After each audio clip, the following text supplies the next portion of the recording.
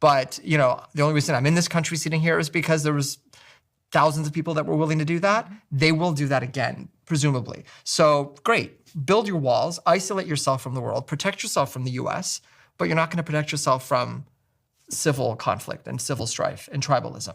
That will persist and it will amplify. Because, oppression, I think this is one of the great lines from the Andor show first season, right? Oppression requires constant effort.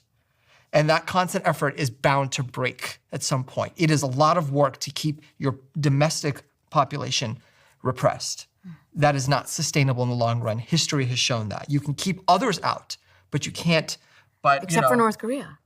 North Korea is the only exception, and the reason is because they've got a huge patron willing to prop them up. But for China, and to a lesser extent Russia, where would North Korea be? Iran doesn't have a savior. It's not going to be Russia. Hasn't had a savior. And it's not going to. It's not going to be Russia. I don't know that that's the not gonna case. do that. I don't know that that's the case. Who would it be? Because right now there's an incentive across the Eastern Bloc to support Iran. Right now, China and Russia and North Korea, who were already becoming diplomatically and economically tied to Iran before this, have all the more reason to do so now. Except none of them stepped forward in ways that mattered in the last 3 weeks to do something. That we know of. Yeah. Putin gave a very disconcerting speech in St. Petersburg on June 20th, where he talked about the Russian scientists helping out Iran.